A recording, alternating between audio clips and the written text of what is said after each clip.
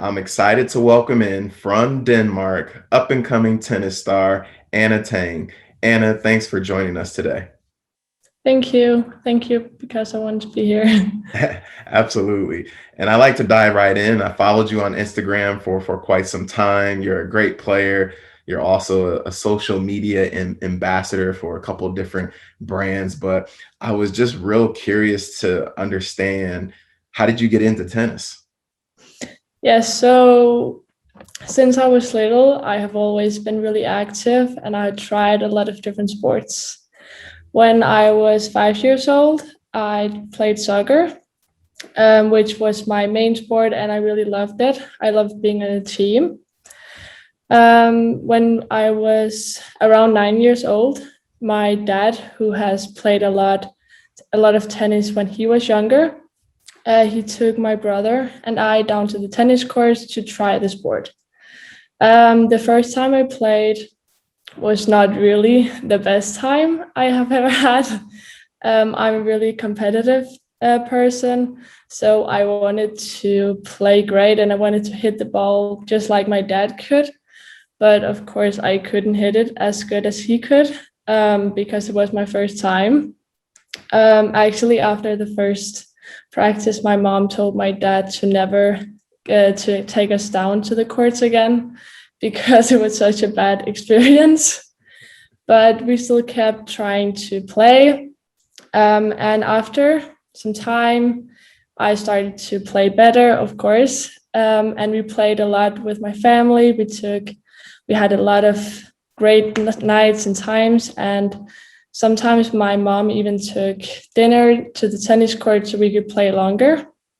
Wow. So when I had played for around a year or something, I still played soccer. So I had two main sports, which was soccer and tennis. But since I played both a lot, I had to choose between the two of them, which one I wanted to keep playing and then which one I had to quit. And well, I chose to keep playing tennis. So that was really how I got into tennis. It was mostly because of my dad.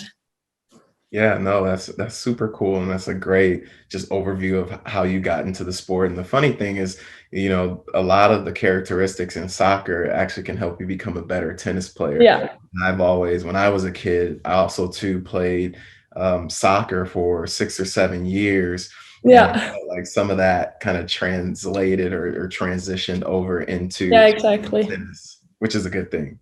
Yeah. um, so one of the things I always wanted to ask is, we're living in a different world, I like to say, but in terms of you setting goals for the future for your tennis, like, what is your overall goal? Like, what do you want to see from yourself in the future? Yeah, so I have like two goals. My short-term goal is I really want to go to college. I think college is really cool, and I love both going to school and play tennis. And I think it's a really great opportunity to try something new. So college is a really huge thing, and I really want to go to college. I think my long-term goal is to make sure that I keep staying in love with tennis for the rest of my life.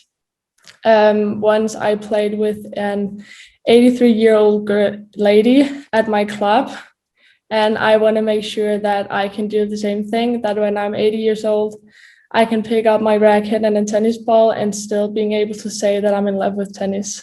Mm, yeah. So that's really special because actually, one of the things I do as well is I teach tennis, and the oldest student I have is 80 years old.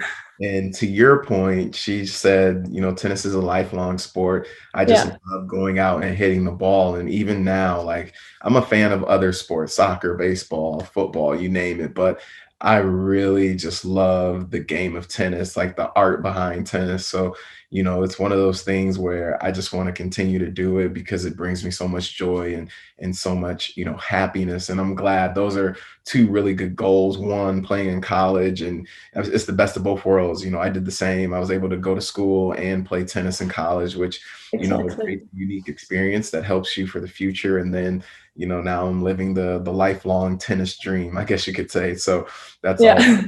That's always fun to me.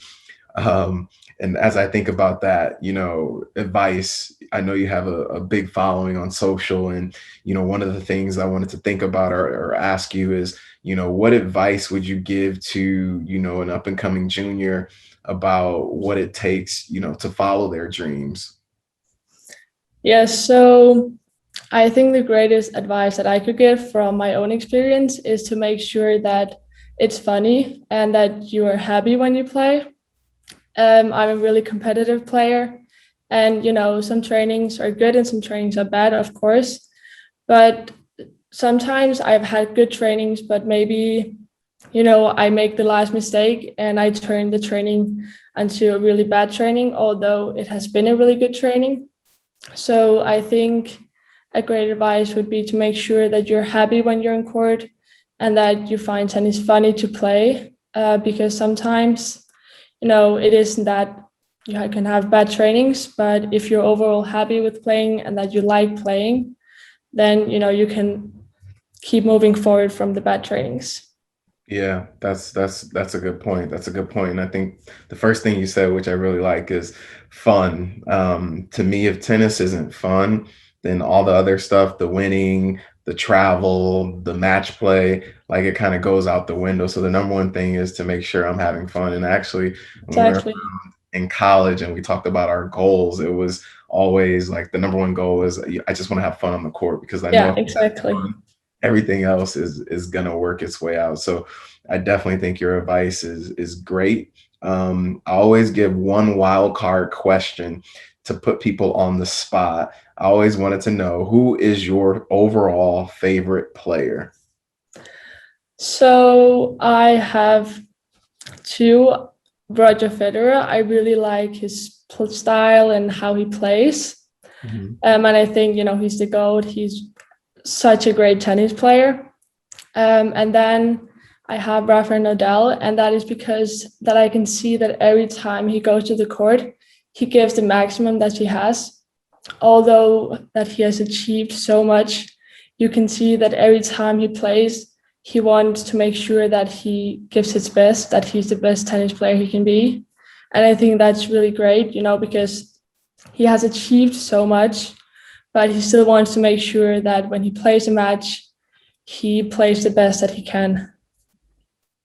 Yeah, I agree 100%. I think there's something we all can learn, especially not only from Federer, but from Nadal. It's like if there's one guy, I think I can get that answer from a lot of people. If I said it, there was one player you would who in your mind gives all they have every single match, I think everybody would say Nadal. You never see Yeah, him take points off. You never see him not trying. You never see him tank a match. He's always locked in. And in my head, I'm just like, every time I watch him, like, how is it possible to beat this human being, a guy who does not exactly. give up on any point? It's just amazing to me. So kudos to you. Those are super two good players. And as I finish this up, for the people who will watch this, where can they follow you? What are your social handles that they can come check you out at? Yeah, so I have my Instagram, which is Anna Tang underscore tennis. And then I actually just made a TikTok account, which is also Anna Tang tennis, that I'm trying to start up. But my mainly account is on Instagram, which is Anna Tang underscore tennis. Nice, nice.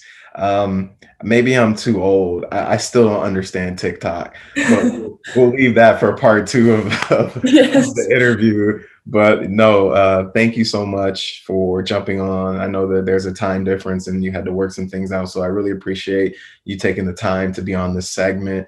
And I'm excited to see it launch. Thank you. And thank you for having me.